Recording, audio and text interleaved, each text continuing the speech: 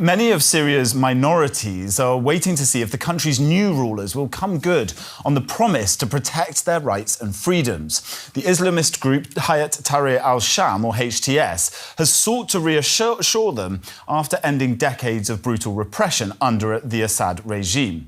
But for some, there's a sense of ambivalence towards the new Syria.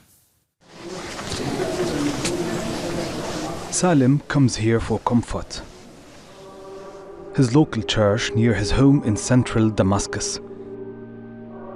He wants it to continue being a safe space in the new Syria.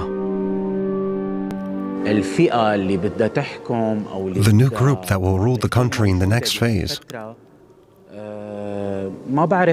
I'm not sure how it will be. It's still unclear, honestly, and I can't predict it. I can't say it will be negative, but also I can't be reassured.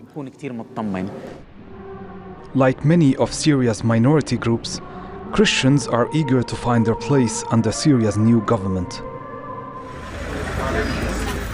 Right on their doorstep, they see signs of the change already underway. The flag of Syria under Assad's rule is being erased. We're painting it white. May it bring us white and prosperous days. That's it. We were forced to paint the flag on our doors, all of us. But now we're free to paint it in white. Many of Salim's friends have long since left the country to escape the turbulent political situation over the past decades. And he worries that now things might get worse. Do you see how people are queuing for bread?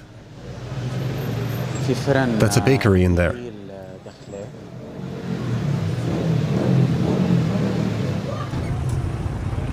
But despite the fall of the Assad regime, he says very little has changed so far. The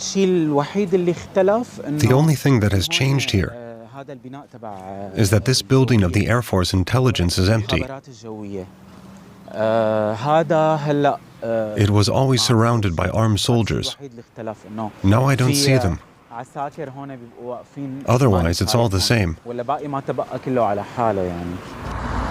The Air Force Intelligence Building is a prominent feature of central Damascus, known for its brutal detention center. The base is now occupied by Syrian opposition fighters. They show us what the regime agents left behind. This is the interrogation room.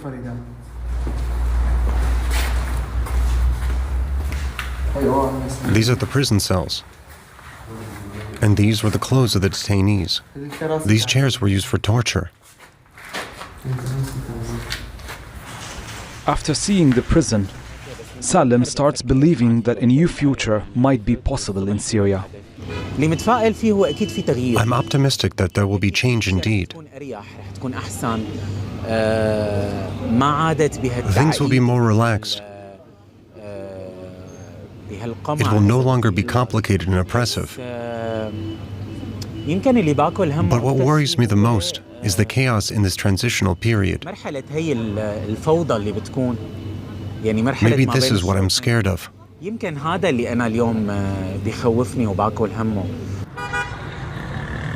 It's time for Salim to leave, but I have a last question about his relationship with Damascus.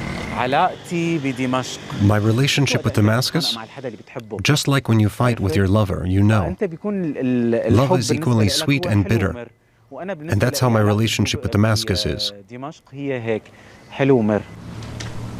A complex relationship in a complex city, where he hopes to find a reassuring future.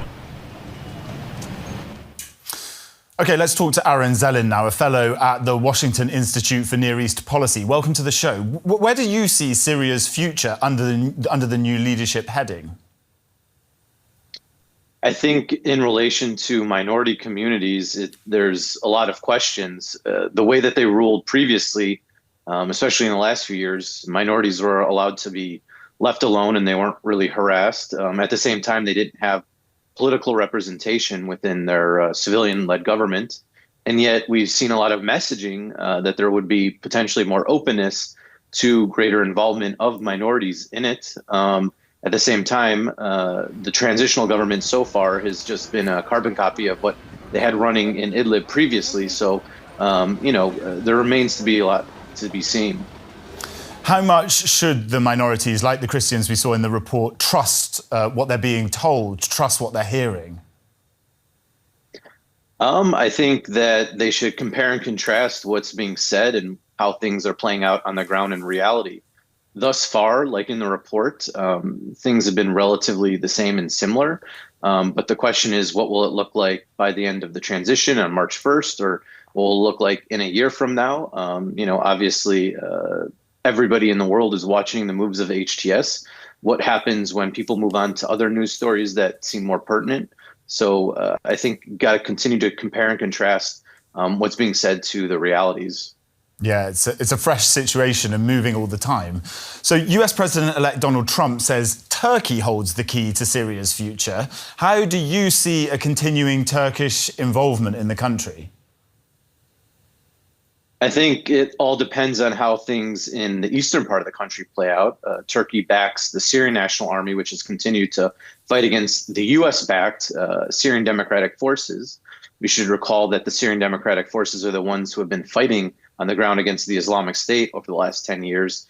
And so there are a lot of potential bad scenarios if the Turkish-backed forces overtake the U.S.-backed forces, because there are 10,000 male ISIS members that are imprisoned in northeast Syria. And I don't think anybody wants to see that, let alone Turkey, considering the fact that it's right across its border. Yeah, the HTS leadership in Syria says it doesn't want any further wars, but Israel has continued its airstrikes. How's that going to play out?